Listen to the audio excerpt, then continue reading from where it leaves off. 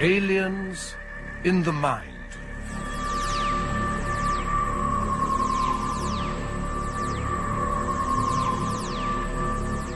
Co-starring Vincent Price as Curtis Lark and Peter Cushing as John Cornelius.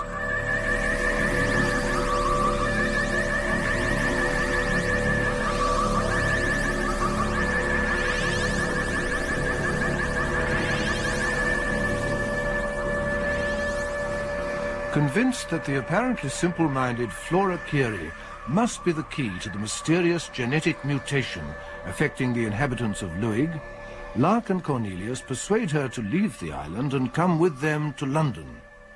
But no sooner have they got her on board the boat to the mainland than Flora changes her mind. I don't want a boat trip. We can't get off now, Flora. It's too late. Get her into the cabin. In here, Flora, dear. No. Now, come along. No, I want to. You can't Flora, make me. come along. in there. Get in there. Oh, Purser, how long before we sail? Any moment now, sir. But what was all that? Oh, it's nothing, Purser. Just a rather spoilt child who doesn't want to go back home to London. I don't blame her. He wouldn't get me going into a big city for all the tea and china. Help! Help! No good shouting, Flora. You'll just stay there now until we sail. Help! Take me off! Help! Help! Your tickets, please, sir. Take me off. Your tickets, please. Help me. Oh, look here. Take me off. Take me off. Right, off you go then. Down there where you just came from. Take me off. Okay, none of that. Come here. Well, I warned you.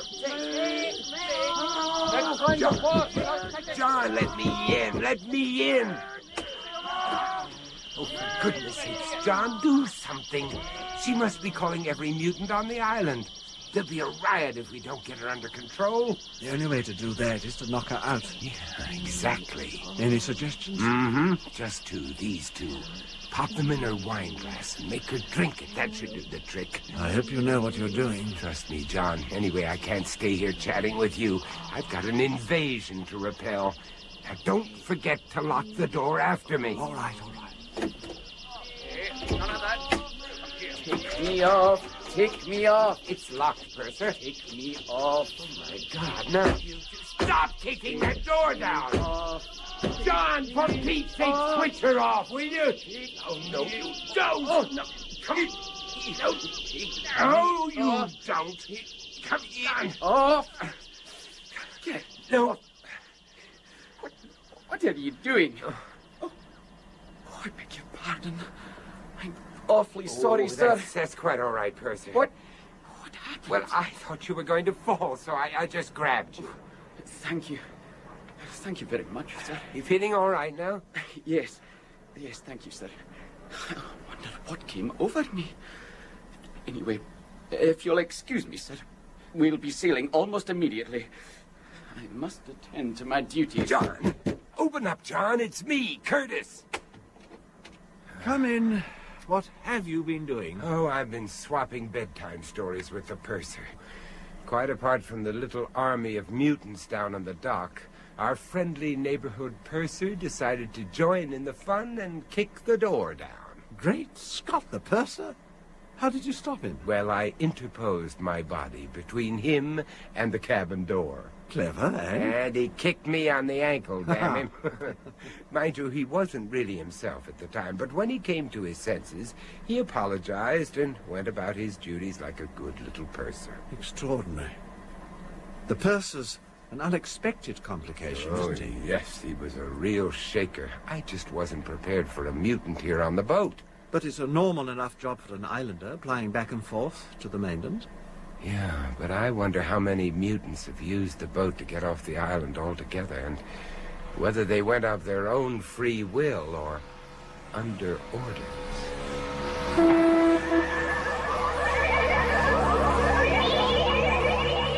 Part 3. Unexpected Visitations. Sherry?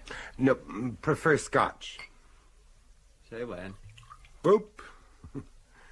Help yourself to water, dear fellow. Oh, Here you thank are. Thanks. What about you? No, thanks. I'll have a small manzanilla. You know, John, I really envy you this apartment. Wish I could afford a place like it.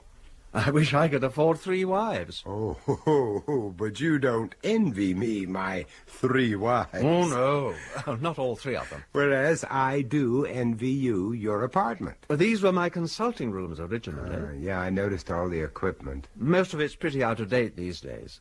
Now, that's why I insisted on taking Flora to the hospital. We can do every test you can think of there. Is that where she is now? Yes, in the radioisotope laboratory. I want to put her under the gamma camera. What do you expect to find, John? Some sort of brain lesion? Well, if the brain has undergone any physical change, it's probably the best chance we have of finding it. Have you considered that there might be no physical abnormality involved? Just an intensified refinement of some particular sense or sensitivity? After all, telepathy is nothing new. This is not telepathy as much as thought transference. The so-called controllers transferring their thoughts to other mutants. Look, John, whatever form this mutation takes, in Flora's case, it's somehow gone askew. Most of the time, she behaves like a mentally retarded child, when in fact she's really as much a mutant controller as Mrs. Kyle was. Ah, yes, but with Flora, that power only manifests itself when she's frightened or disturbed in some way. Emotionally disturbed. That's what I'm getting at, John. The point is, why? Oh, I have no idea. No, but she has. Or at least she may have. Some traumatic, emotional experience. Her parents, dying in that fire, for instance, could have the same effect at puberty as it does at the menopause. It's certainly possible. There must be ways of finding out.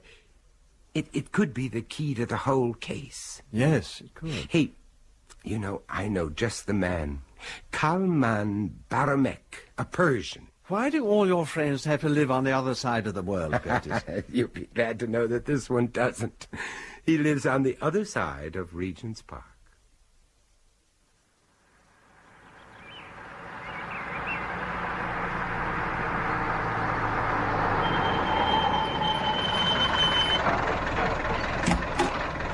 Careful, Flora. It's quite a big step down. I'll take care of this. What do I owe you? It'll be 85p, please, sir. All right, here you are. Keep the change. Oh, thank you, sir. Well, what do you think, John? Nice location, isn't it? Right opposite the zoo. Very therapeutic. Can we go and see the animals? Later, Flora, when we've seen Mr. Dr. Baramek. Kalman Baramek. He's on the 2nd floor, I think. Witchley, Hazel. Ah, here we are. Baramek. Oh, please, let's go and see the animals. Later, Flora. That's a promise, Flora. Who is it? Curtis Lark. Come up to the 2nd floor, please. In we go, Flora. Come in, Curtis. It's good to see you again. Oh, it's been a long time, Kalman. May I introduce my good friend, John Cornelius. Dr. Baramek. How do you do? And this is Miss Flora Curie. Ah, so you are Flora. I'm very pleased to meet you. Hello. Make yourself comfortable, please. Thank you. Now, can I get you something to drink? A cup of tea, perhaps? That would be most welcome. Joanne? Yes, Doctor. Joanne, I think we'd all like some tea. And perhaps you could tempt the palate of this young lady. This is Flora Curie. Hello, I'm Joanne Harrington. Perhaps you could come and choose something you like. Not really. Come on. We've got all sorts of goodies hidden away in here. Mr. Cornelius, may I ask you if you retain a professional interest in this case? I mean, as a brain surgeon. No, only a personal one, at least for the moment. Well, my own view is that there is some block, some psychological block that inhibits her development. Not a physical one. Not as far as we can ascertain. It is all quite possible. What would you try, Kalman? Hypnosis? I think so. From what you told me on the telephone, her subconscious will make much more sense than her conscious. When will you attempt it? Now, Joanne has already started. We asked the patient to look at some kaleidoscopic pattern placed in front of a small light. When we revolve this pattern, it creates a rhythmic pulsation on the retina. Isn't this something to do with some research they did with helicopter pilots just a few years back? That's right. The helicopter blades were stropping across the pilot's vision and inducing almost instant drowsiness. I think I'd better go in now. I'll call you when I've got the girl in hand. How long will that be? Oh, a few minutes only, no more. How is it going, Joanne? Quite well, Doctor. Oh, now this one. Couldn't we look at this pattern a little longer? I've seen that one. Okay, then. Let's look at that one. Joanne? Just a moment, Flora. You keep looking at this picture. Coming, Doctor. We've got problems, I think. What problems? She won't give it long enough. As soon as she seems to be relaxing, she snaps out of it and asks for a new one. I see. Flora? Yes? What do you want? I want to play a little game with this pattern. Can you see a red spot? A tiny, tiny red spot, just above the middle of the pattern. Oh, yes. The one that keeps going on and off. That's the one. Now, watch it carefully and tell me every time you see it come on. Just say now, every time you see it. Now. Now. That's good, very good. Now.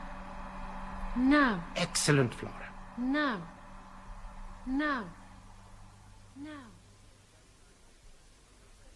More tea? Oh, no, thanks. I'm fine like this. He said a few minutes. It's over an hour now. What's happening? I'm afraid she's proving rather a difficult subject. And I suppose we should have expected it. Joanne, do you think you could keep an eye on her? Of course, Doctor. Let her lie down on the couch in there. The girl's exhausted. I'll get a blanket. Well, tell us what happened, Kalman. Nothing. You were unable to hypnotize her?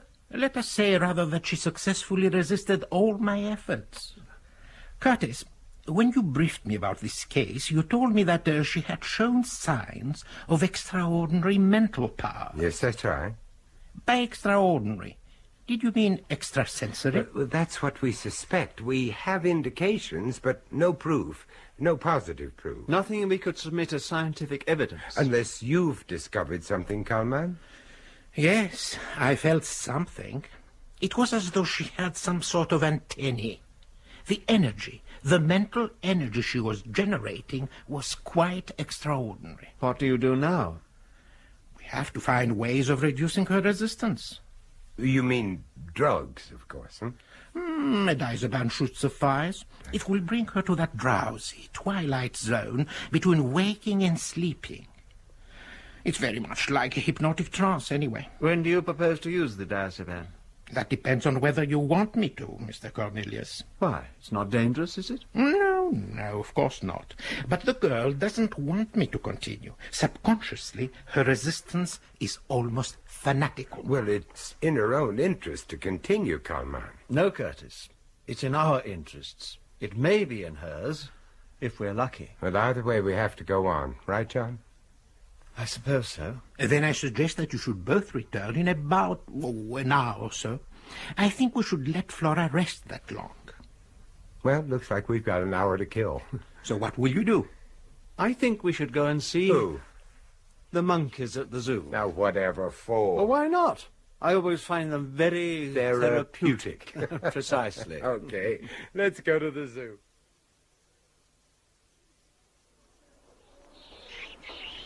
Fascinating creatures. I suppose so. What do you mean you suppose so? All human nature is there in that cage. Oh, and yet when Darwin first propounded his theory of evolution, he was laughed right out of court. Only because no one wanted to believe him? And no one will want to believe us, John. Telepathy's a music hall act. Not on this scale, it isn't. What scale, John? This is London, not the Isle of Louis. All we have is Flora. Curtis, you said she might be the key to this whole case. I happen to agree with you. Yes, but supposing Kalman does succeed in straightening her out, what then? I mean, does she become just another Molly Kyle? If you ally a controller's powers with any sort of real ambition, the consequences are unimaginable. Oh, come on, Curtis. That's a bit far-fetched, isn't it? One of the reasons for bringing her to London was that there's no one here she can use those powers. Oh, isn't there? Now, I know I'm only a poor, ignorant foreigner, but I understood that there had been an almost continuous migration from the Western House for the last 150 years. That may be true. And isn't it also true that not so long ago this country had a prime minister who was the grandson of a Scottish crofter? Oh, yes, but he went to Eton first. Oh, don't be silly. That's not the point. No, but it does make a difference. Well, it might have made one hell of a difference if that crofter had come from Luig. Oh, that's a bit of star-spangled imagination if ever I heard one. There, you see? Even you don't want to believe it. Well, damn it all, we can't go marching up to the police and announce that the Prime Minister may be a mutant and a menace to society. But who can we go marching up to? Oh, do be serious, Curtis, please. I am serious. There have been at least 3 generations of mutants on Luig. Some of them must have migrated south, and their descendants could by now have risen to positions of immense power and influence. Then, if you're right, Curtis, presumably the mutant powers or susceptibilities would have lain dormant and will continue to do so. Unless there are any controllers around. John, can you really believe it's safe to assume that there are no controllers around? They still wouldn't believe us, Curtis. We have to build up an unshakable case, supported by irrefutable scientific evidence. Well, we could only do that by going back to Luig, and even that could take years. Yes, I know. That's why Flora must be the key to this case. Oh, look, I think it's time we were getting back to her.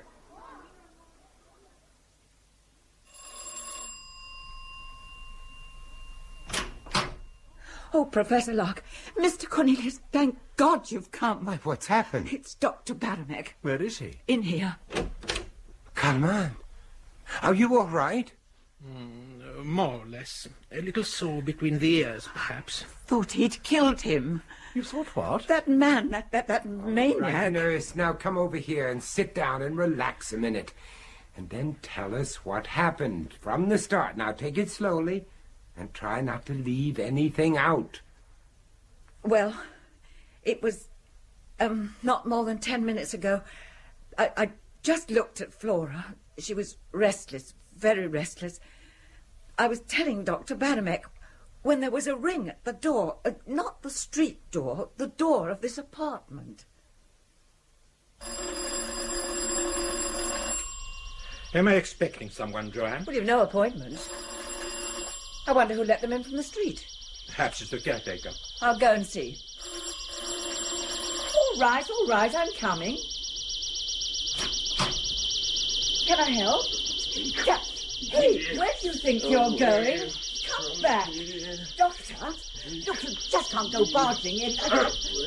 Look out, Doctor, he's a raving lunatic. Sit down, won't you?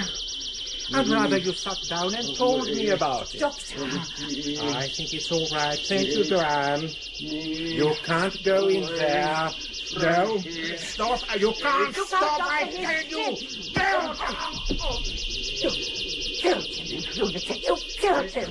Away from me. Oh. We can go now. Doctor. I'm ready. Dr. Baramek, are you all right? Doctor. Oh, my God. Bye-bye, Doctor. Flora. I'm going now. This nice man's taking me away from here. But, Flora, what about Professor Locke? Flora, you just can't walk out on them like that.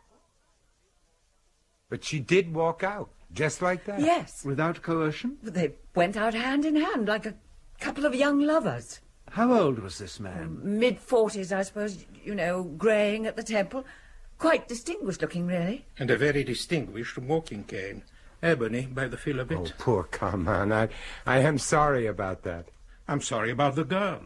Do you want me to get the police in? Oh, if you could bear not to, Carmen, I'd be very grateful. I thought that might be the case. John wanted to phone them earlier. We should report that she's missing. Just missing? Or strayed. But not stolen. Definitely not stolen. Not yet. Where's the phone? You can use the one in the office. Here, I'll show you. Thank you. There are 100 questions, Curtis. Yes, I know, old friend, and so few answers, so very few. When Joanne was recounted what happened just now, it dawned upon me that that man was behaving in much the same way as a person under direction. Yes, I know. The question is, my dear Kalman, under whose direction? Oh, John, what did the police have to say? They've already found her. Oh, good. She was seen wandering about the streets in a daze. What about the man? They didn't mention him. They've taken Flora straight round to my flat. I didn't want to involve you, Dr. Badamek. Thank you. It was a kind thought, but perhaps you could allow me to involve myself. Well, as long as you're coming, you might as well bring that sedative with you. What was it? Diazepam. Oh, yeah. Well, you better bring some. We might need it. I'll go, Curtis. Mr. Cornelius, Yes? I've brought back Miss... Flora, thank heavens you're safe. We were so worried about you. Hello. Curtis, it is Flora. You must be exhausted, child. Come on. Take her into the sitting room, Curtis. All right, come on, Flora. What happened to you? Thank you so much, officer. Come in, won't you? Oh, thank you, sir. I can't tell you how relieved we are to have Flora back. Glad to have been of service, sir. She is, all right, isn't she, sir? How do you mean? Well, she was just wandering around in the middle of the road. All over the place she was. And the way she talked. Well, at first we thought she was on a trip. A trip? You know, drugged. Acid. Oh. LSD. Oh, no, nothing like that, no. She was probably just disorientated. She's lived all her life in a remote Scottish island. I think she was just overwhelmed by the noise and bustle of London. It happens sometimes. Usually with old people, though. That's right, officer. Anyway, thank you once more. All part of the service, sir. Goodbye.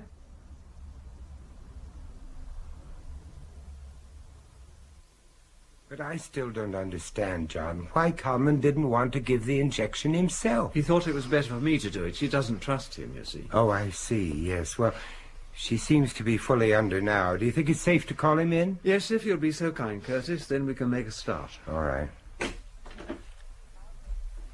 Kalman, you can come in now. I think she's nearly ready. John gave her the injection. I'm sure I was right to keep out of the way. Even now, the sound of my voice might upset her. So could I suggest that you also carry out the questioning yourself? Either of you or both, if you like. I'll just watch and keep an eye on things. Okay, then. You ready, John? Ready and willing. Well, let's not keep the lady waiting. Flora, can you hear me? Yes. Where were you born, Flora? I was born at Luig, on the Isle of Luig. And now Luig is yours, isn't it? Yes, Luig is mine. Why, Flora? Why is Luig yours? Because they have to do what I tell them. How do you tell them, Flora? I tell Don't them... confuse her. She doesn't know. And the fellowship does what you tell them? Aye. Not what the minister tells them? No, never. He just tells Molly Kyle what to tell them. So that was the setup. I never did like that sanctimonious... But Molly Kyle is dead, Flora. Aye, Molly Kyle's dead. And there's no one else that can tell them what to do? Not now. There's only me. Well, that's a relief. Flora, why did you let Molly Kyle die? Careful. Because she killed my mother. I wanted to pay her back, the way she paid back my mother. Paid her back? For what, Flora? Make her tell us about it. Tell us about it, Flora. Good. Take your time and tell us about it. Very good. She found out Kiri was not my father. So she punished my mother. Punished her for begetting me in sin. She burned her in hell fire. She told her her legs were paralyzed, and my mother thought she couldn't walk, and she just lay there screaming and screaming for help, and the flames came nearer and nearer, and I kept willing her to walk. But Molly Kyle was too strong. She was willing my mother to keep struggling and screaming, so that when Kiri came in to rescue her, she wouldn't let him move her. And then it was too late. They were burned in hellfire, And Mother was still screaming for help. Help! Help! Oh, help me, somebody! Oh, for God's sake, I'm burning! Is she all right? It's a paroxysm. It's all right. I'm burning! Hold her down. Hold her down. For God's sake, hold her down. Can't we stop her? Nick it in, Curtis. Your headhunters I grew. wouldn't dare not on top of the other. It's all right, Flora. It's all right. Get some water, John. Right.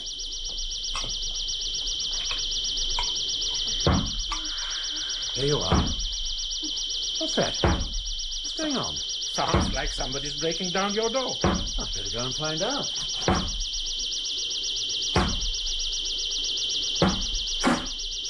Hey! Here, what do you think you're doing? I say, look out! Look here! Oh! It's him. The same man as this afternoon. Stop him. No. Keep still, Kalman. But it's him. I know, but just look at him. It's as though he were hypnotized. He doesn't even know we're here. For God's sake, Curtis, are you just going to let him pick up the girl and walk out with her? But there's no way of stopping him. Where's he taking her? Didn't either of you recognize him? Recognize him? Why should we? It's Ian Sanderson. Well, who's he? He's an MP, the opposition spokesman on defence matters. Oh, my God. Isn't anybody going to follow him? Well, you can do, but I think you'll find he's only taking you across the road. What makes you say that? Because he lives there. But I just don't understand it. I think I do. What was a subject for scientific research has suddenly become a question of national security.